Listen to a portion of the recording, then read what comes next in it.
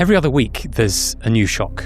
Tariffs. A lot of tariffs. A new AI tool, softening economic data. And every time, the markets seem to lurch, sometimes violently. But why? Why is everything so fragile right now? This episode aims to answer that question, and it starts with something much simpler than you might think. What are you actually paying when you buy a stock? Any disappointment is going to be punished severely. If you aren't thinking about owning a stock for 10 years, don't even own it for 10 minutes.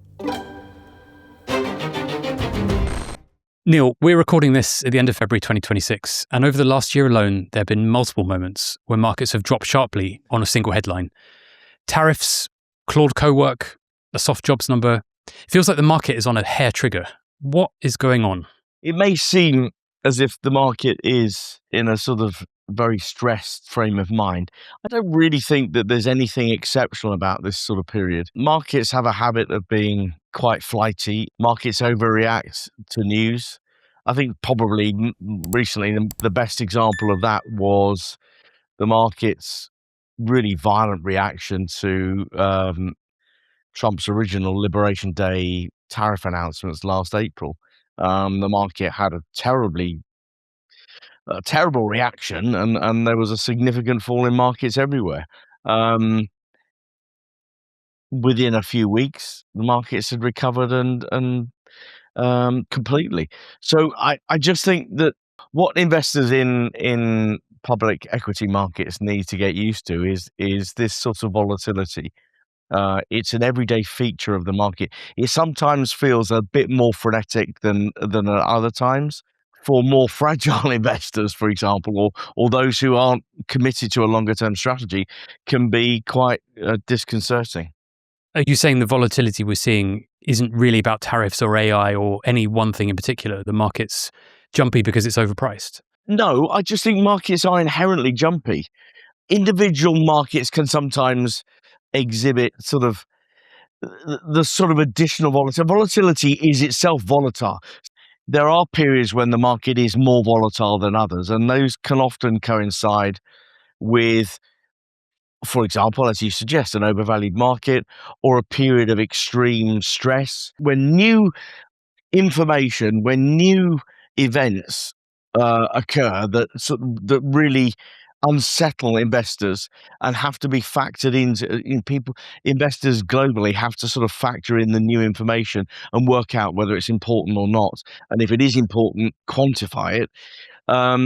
Those tend to be periods when markets exhibit more volatility, as they did, for example, as I said, back in April 2025. But it is probably right to suggest that when markets are overvalued, there tends to be, or when individual stocks are overvalued, there tends to be an increased degree of nervousness, that's for sure. Well, I guess that raises the obvious question. What does expensive actually mean? Yeah. I think a lot of people hear that word, and to them it's quite vague. Today, I want to make it a bit more concrete. So let's go right back to the beginning. Neil, let's assume someone watching this has never thought about what a share price actually represents. Where do you begin? When you buy shares in a company, you're literally buying a portion of that business. There are a couple of key terms that we're going to keep coming back to today. One of them is PE. Yes. And one of them is earnings. Can you explain those? When people talk about valuation, they mean what the relationship between the price of a company is, or the valuation of that company, and its earnings or its net profits. And that's expressed as a ratio. It's called the PE ratio, the price earnings ratio. And effectively, the price is the share price, and the earnings is your share of the number of shares divided into the net profit of the company. So, for example, if a theoretical company had net earnings of £100 and there are 100 shares, the earnings per share would be £1 a share. Okay, so earnings, a company sells things, that's their revenue. You subtract all their costs, their wages, rent, materials, taxes, and what's left is their earnings, their net profit. And you divide net profit by the number of shares to give you earnings per share. Correct, yes. And then you divide that into the share price to get the PE ratio.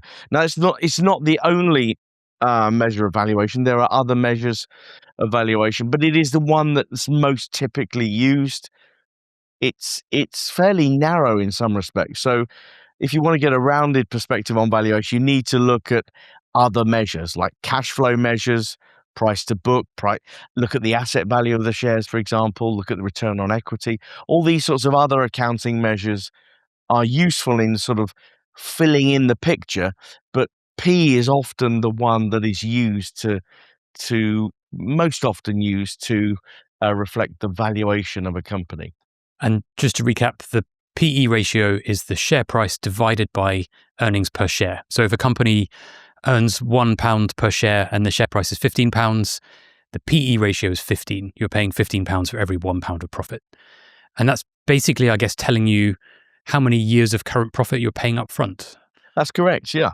So at 15 times, you're prepaying 15 years worth of today's profits. At 30 times, you're paying 30 years. The higher the PE ratio, the more the market is betting the earnings will grow. That's correct. An informative way to think about PEs is if you turn them over, if you inverse a PE, you get what's called an earnings yield. So, for example, a company on a 10 times PE has an earnings yield of 10%. You can in some sense compare an earnings yield with a fixed interest instrument or a cash instrument. I guess it's worth pointing out as well that the PE ratio is an accounting number. It's a metric. It's not equivalent to cash in the company's drawer. A company can still have strong earnings and be spending all of that cash.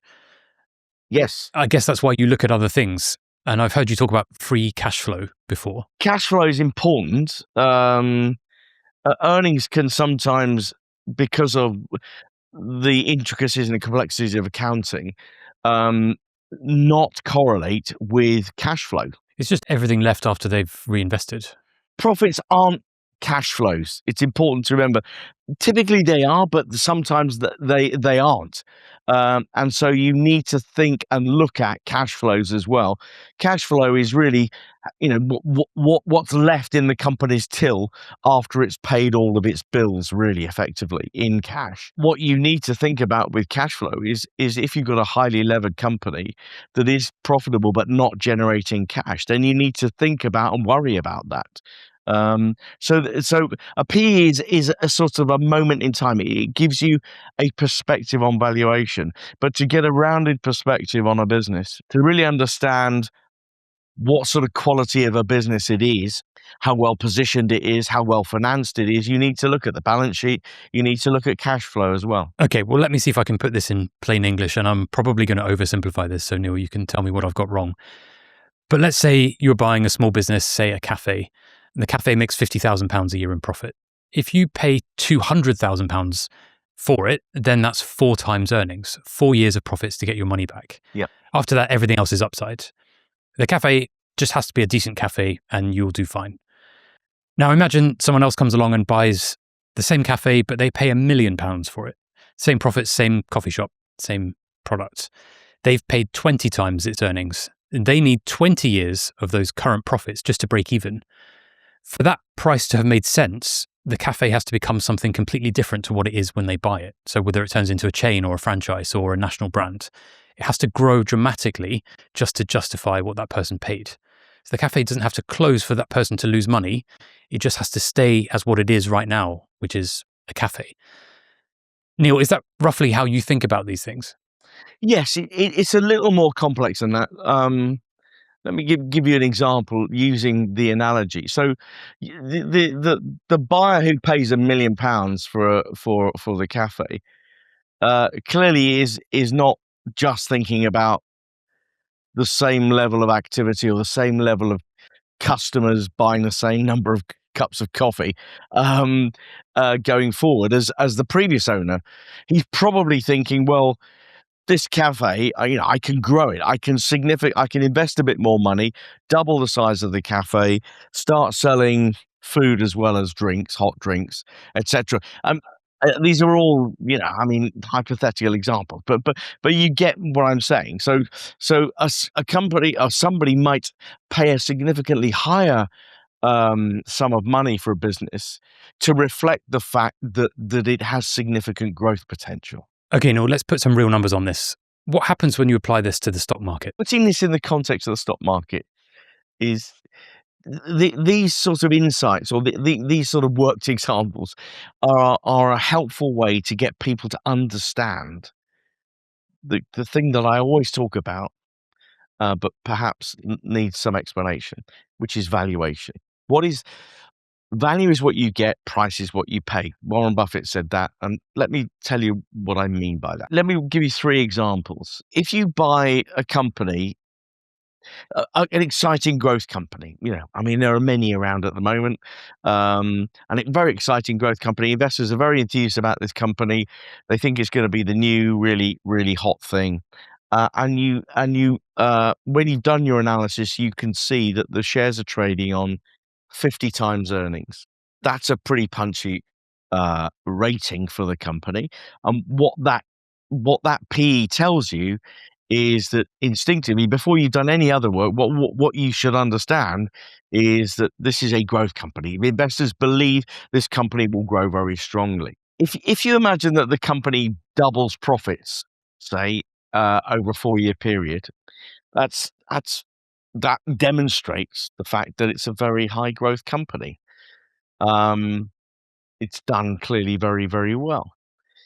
But if you assume that in 4 years' time, the growth rate of that company might have slowed, and that wouldn't be unusual at all. It's very unusual for companies to grow at a very high rate consistently for a very long period of time, and I can come on to that in a second.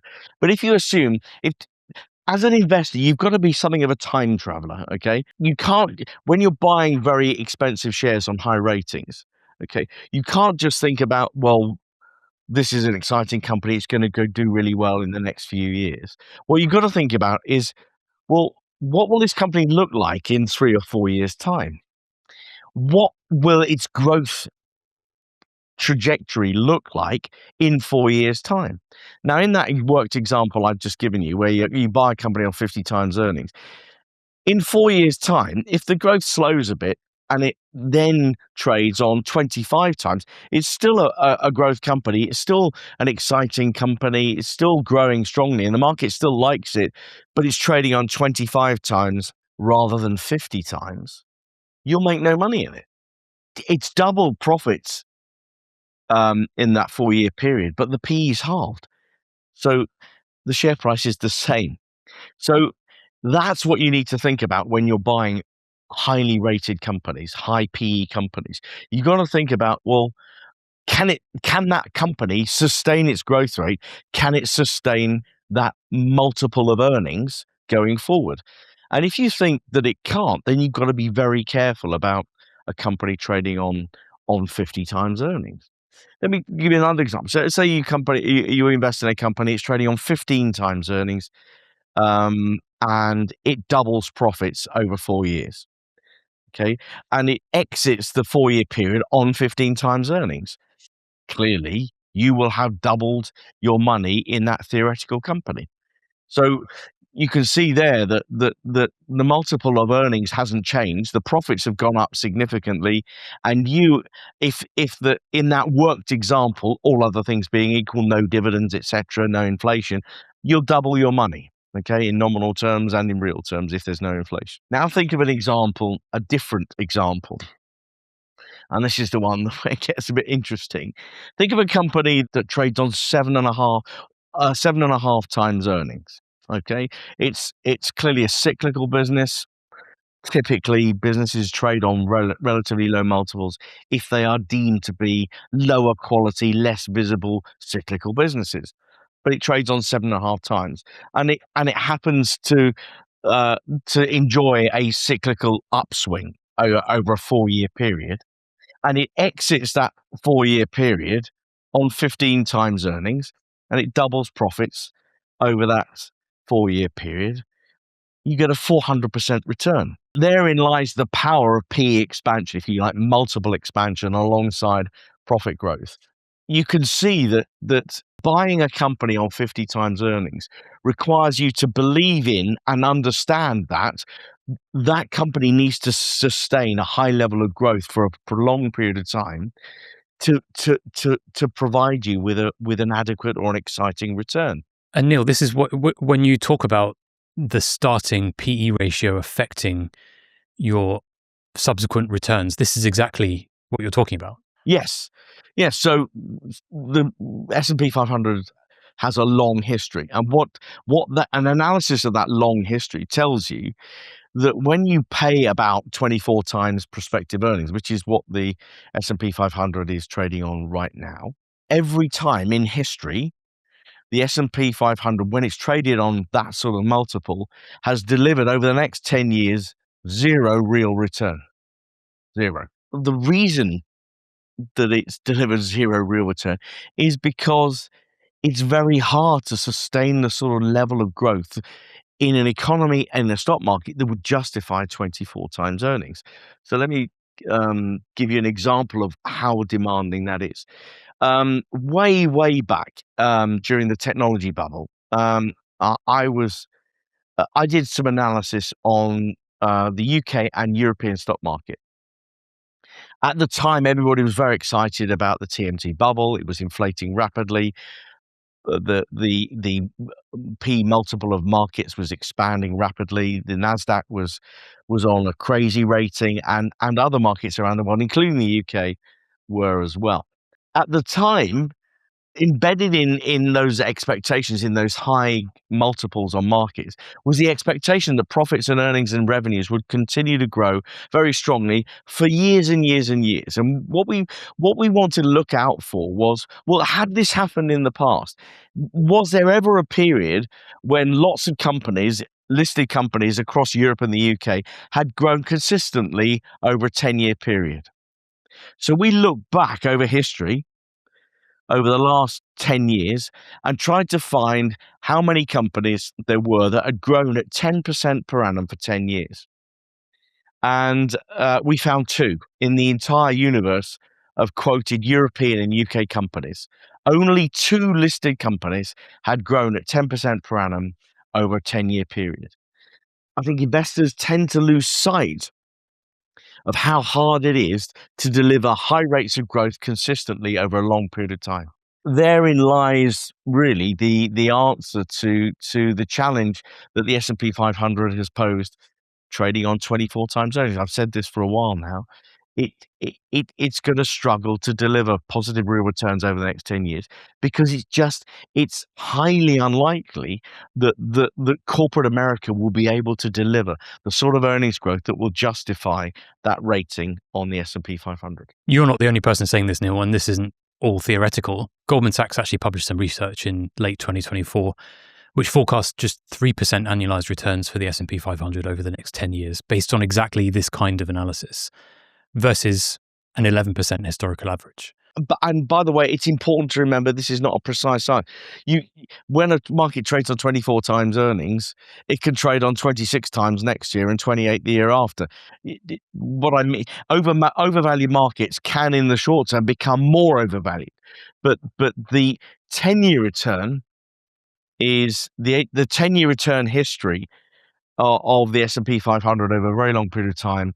The evidence is unequivocal. Some people listening to this might be thinking, okay, you're saying price to earnings ratios revert to a long run average, but why do they? What actually causes that to happen? Why can't a great company just stay on 50 times earnings forever? It's a product in part, I suppose, of Einstein's eighth wonder of the world, which is compound interest. If you start to do the numbers, when you start to compound very high rates of growth for a very long period of time, you grow companies from modest beginnings into giant enterprises. And of course, one or two companies can do that. Nvidia is a great example of a company that grew from rapidly, but that's a rarity. That isn't a rarity. It is highly unusual for big companies to grow very strongly, very rapidly for a sustained period of time.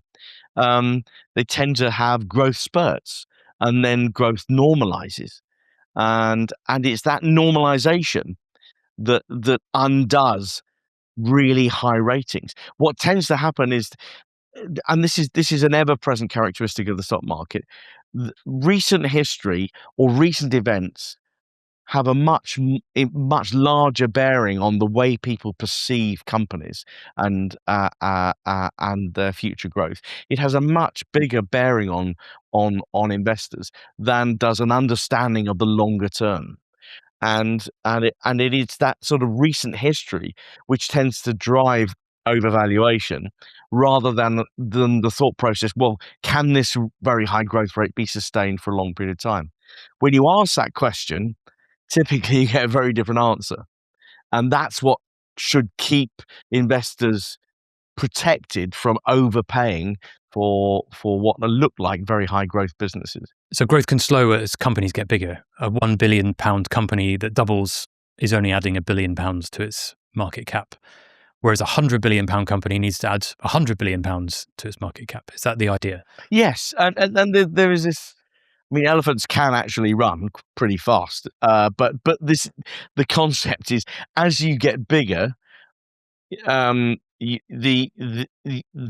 demands of growth, if you like, what you need to do as an enterprise to become twice the size next year and twice the size the year after becomes more demanding, much more demanding. And I'm not saying it's impossible. It's been done many times over time, but equally, there have been many more disappointments in highly rated companies who haven't been able to sustain very high levels of growth than there have been success stories. I guess as well, there's the threat of disruption. The more successful a business is, the more of a disruption target or a target to startups it becomes. So no company stays dominant forever. No, I mean the history is littered with examples of industries and companies that have grown massively and then faded from view as the nature of the economy changes. Remember that there are all sorts of sort of checks and balances on growth that emerge over time, and they can be cyclical in nature. They could be as the product of competition, technology change, regulation, geopolitical changes, all sorts of things. All these things emerge over time. And of course, sentiment is cyclical as well. So people tend to overpay in booms because they extrapolate that recent success and assume that companies will continue to grow as they have done. Yeah, and I think there was the other thing to bear in mind is that lots of actors in the stock market never think about valuation at all. They base their investment decisions on the sort of fear of missing out. It would be wrong to assume, for any investor to assume, that everything that happens in markets is rational. In fact, what investors should assume is much of what goes on is totally irrational. So it's not just some mystical force. The price to earnings ratio comes back to earth because the things that made a company exceptional, growth, margins, dominance, eventually get ground down by competition or by the law of large numbers. Yeah, and I think in a way there's been a great example recently in the software sector in the US, which was until very recently one of the highest rated sectors in the US stock market. And it had been highly rated because it's highly profitable, it's enjoyed good growth for a very long period of time. Big enterprise software companies often enjoy oligopolistic or near monopolistic situations in niches in the software industry, in the enterprise software sector.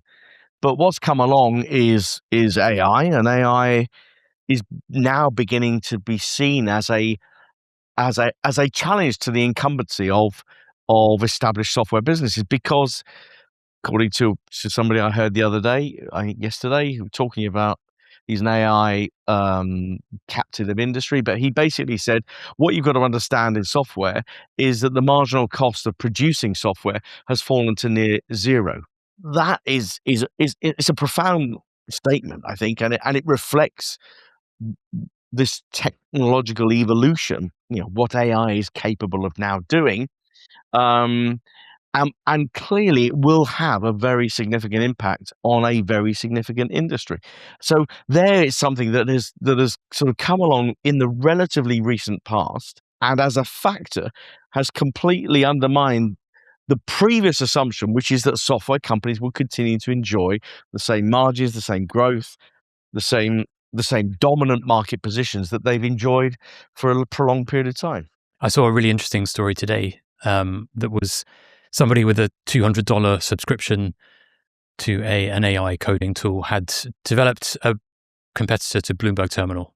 In one shot, they just let the agent run overnight. Wow. And they had a Bloomberg Terminal in the morning. But there was something else that really surprised me this week that I saw, which is this chart. So it's a 5-year chart. It's got 2 indices on it. The S&P 500 in orange, FTSE 100 in black. Both are tracking ETFs from the same provider, both accumulation units. That means the dividends are reinvested. So this is a true like-for-like comparison. And over 5 years, the S&P 500 returned just over 100%, while the FTSE 100 returned just over 94%. So only 6 percentage points apart over 5 years. And I think most people would look at that and say, fine, they're roughly the same. The S&P 500 was slightly better. What's the story here? For me, the story is in how they got there. But Neil, what does the price to earnings ratio picture look like for each of these? Right now, the S&P 500 trades on roughly twice the rating of the FTSE 100. Not quite. I mean, it's the FTSE All Share actually, but FTSE 100 rating is slightly higher, I believe. But when I saw this chart, it did surprise me. I mean, I should have known the data, but it did surprise me how close the two were. I think most viewers will be equally surprised. Let's not forget that the UK is seen generally as the sort of the global dog in global equity market terms, and the S&P 500 is the sort of the shining paragon of virtue. The fact is that over the last 5 years, the two have performed pretty closely.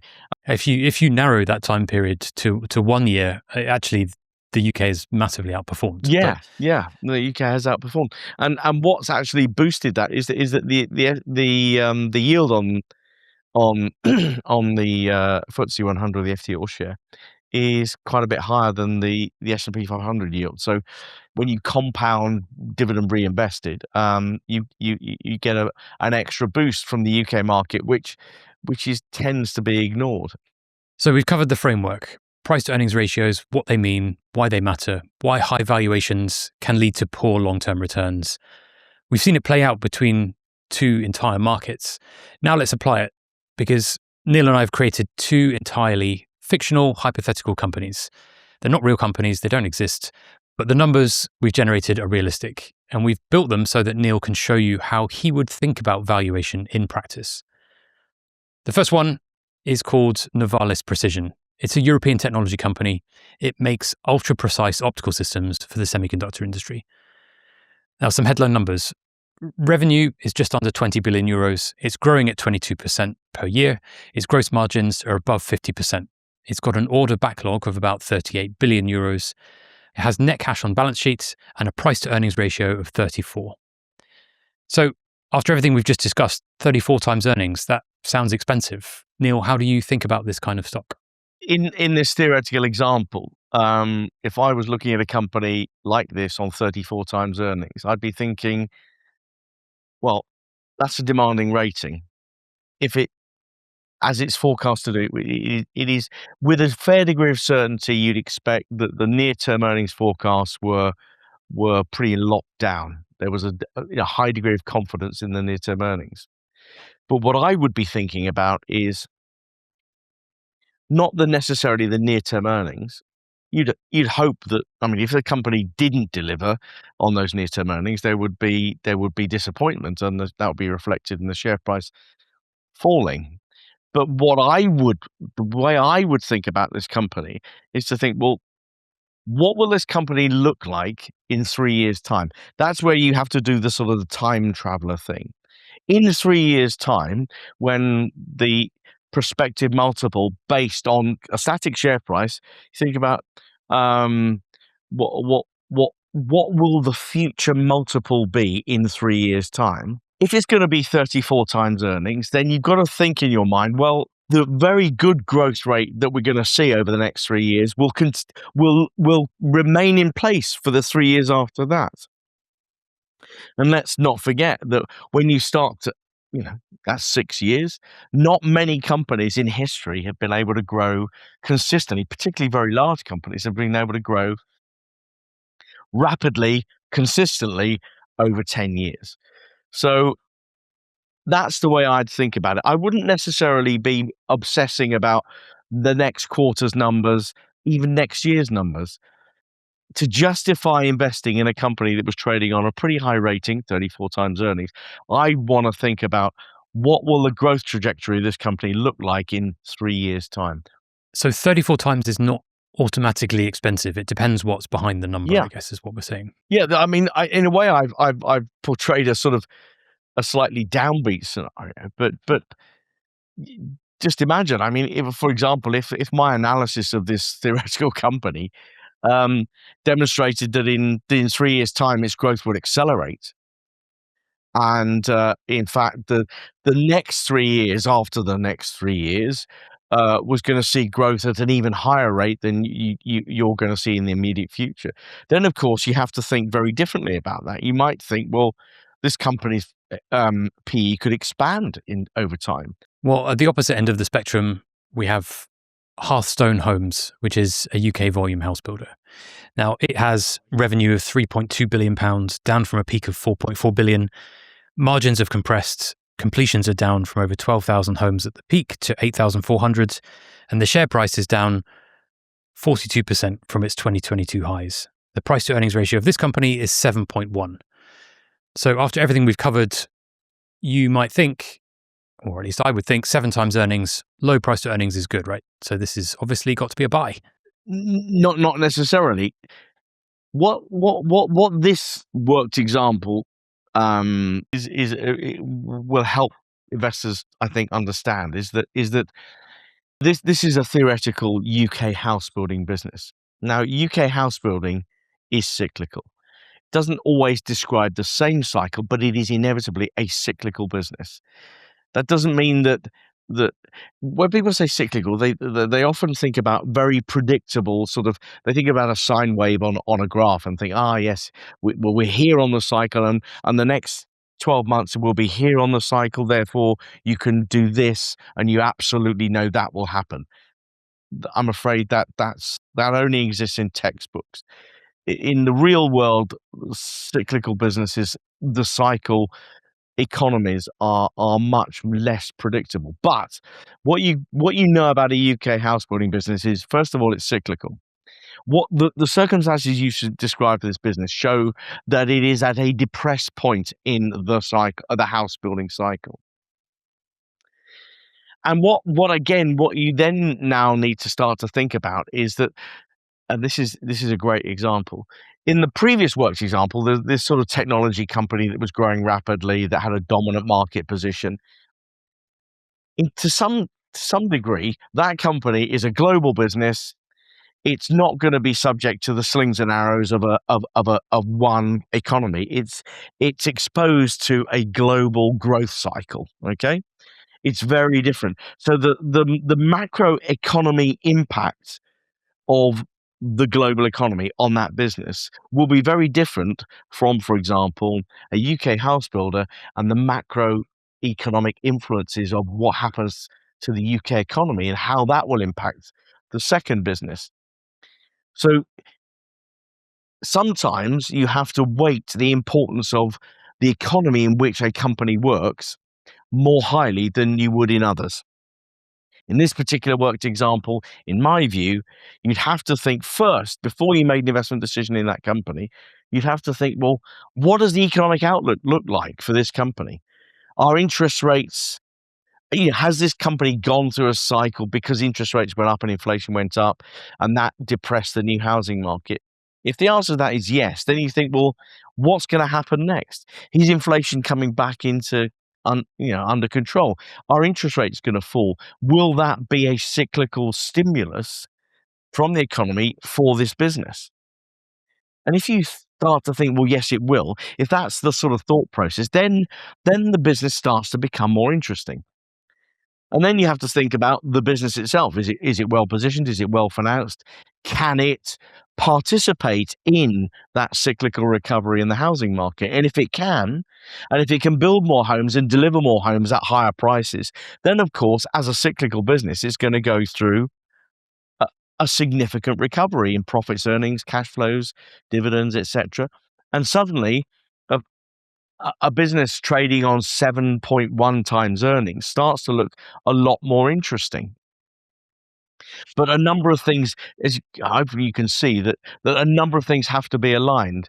The sort of the slings and arrows of the economic cycle need to be aligned with the individual characteristics of the business to turn that investment proposition into something that can deliver for you. Okay, so one stock looks expensive at 34 times and might actually be fairly priced. Another one looks cheap at 7 times and it might actually be very cheap. But the point is that the price to earnings ratio is just the start of the conversation, start of the analysis. It's not the end product. Neil, I want to finish with a bit that I think matters most, which is being honest about what can go wrong. So even after you've done all of this analysis, understanding the valuations, understanding the maths, doing all of the work, you can still be right about the company and wrong about the price, or right about both and wrong about the timing. Has this ever happened to you? Yes, it happens. It happens all the time. But it depends what you define as being wrong. It's very unusual to get everything aligned with your investment decisions. Often, some investors are late to a party, some are early. Early, I would rather be early than late, frankly. But the point is, it's all of these concepts about what's right, what's wrong. Have you made the right decision? In a way, you only know that, and you should only make the judgment about that decision over a long period of time. Too many investors think, well, I bought them today, I bought those shares yesterday, and today they're down 2 or 3%. It's a disaster. I've made the wrong decision. That is the completely wrong way to think about it. As Warren Buffett said, if you aren't thinking about owning a stock for 10 years, don't even own it for 10 minutes. When you start to think like that, suddenly your whole perspective about judging whether you made the right or wrong decision changes, because your investment horizon is 10 years, not 10 minutes. And an investment, say you mistimed the investment, or maybe you didn't anticipate that Vladimir Putin would invade Ukraine, or you hadn't anticipated that Donald Trump would announce some crazy load of tariffs.